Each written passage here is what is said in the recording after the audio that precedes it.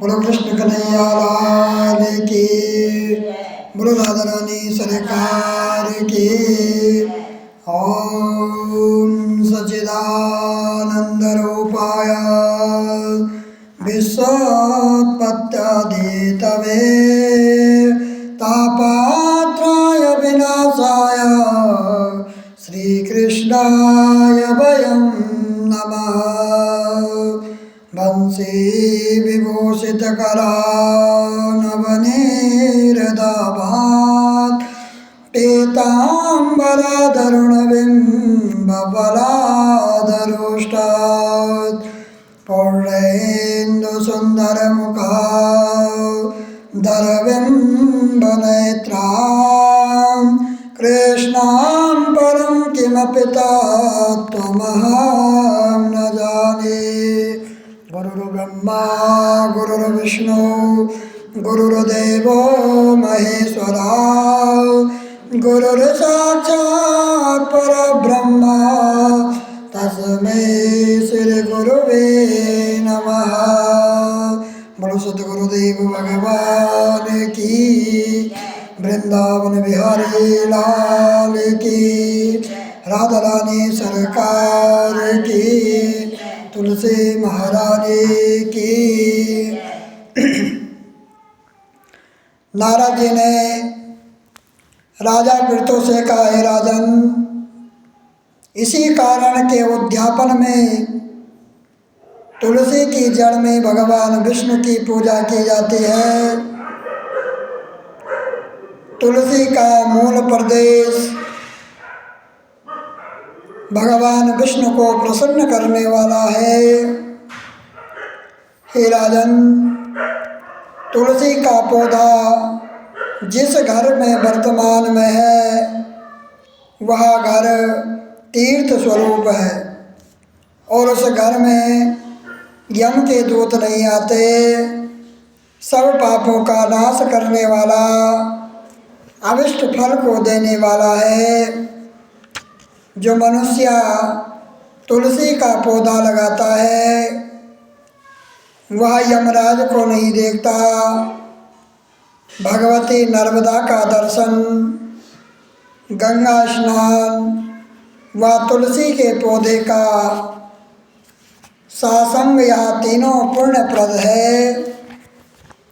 तुलसी का पौधा लगाने से, सींचने से, दर्शन से और तुलसी को छूने से कामिक, वाचिक, मानसिक आदि संपूर्ण पाप नष्ट हो जाते हैं।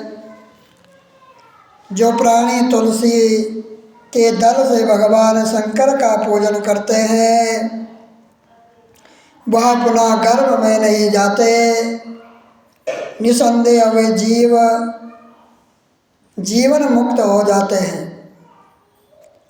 तुलसी के दल में पुष्कर आदि समस्त तीर्थ, गंगा आदि संपूर्ण नदियाँ और विष्णु प्रभूति सब देवता निवास करते हैं। तुलसी के साथ यानी तुलसी के पास जो अपना प्राण विसर्जन करता है वह चाहे कितना भी बड़ा पापी क्यों न हो, उसको यमराज नहीं देख सकते। हे राजन, जो लोग तुलसी के कष्ट का चंदन लगाते हैं वह सहज ही मोक्ष को प्राप्त कर जाते हैं। उनके द्वारा किए गए पाप भी उनके शरीर को स्पर्श नहीं कर पाते। हे राजन, जहाँ तुलसी के वन की छाया हो वहाँ पर पितरों के निमित्त दिया हुआ दान सर्वदा के लिए अक्षय हो जाता है। हे राजन, आंवले के वृक्ष की छाया में जो प्राणी पिंडदान करते हैं उनके पितृ यदि नरक की यातना भी भोग रहे होते हैं तो भी मुक्त हो जाते हैं। सिर, हाथ, मुंह और देह में जो आंवले को धारण करते हैं उनका विष्णु रूप जानना चाहिए। आंवले के फल और तुलसी के दलों को पानी में मिलाकर जो प्राणी स्नान करते हैं उनको गंगा स्नान का फल प्राप्त होता है। जो मनुष्य आंवले के पत्तों और फलों से देवताओं का पूजन करते हैं उनको स्वर्णमयी और मोतियों द्वारा पूजन का फल प्राप्त होता है। कार्तिक मास में सब तीर्थ, ऋषि, देवता और सब यज्ञ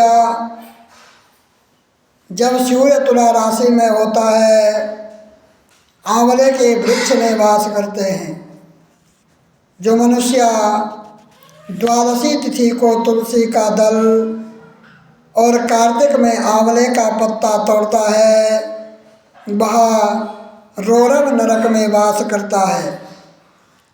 जो कार्तिक में आंवले की छाया में बैठकर भोजन करते हैं उसके अंत सासंग में सब दोष नष्ट हो जाते हैं।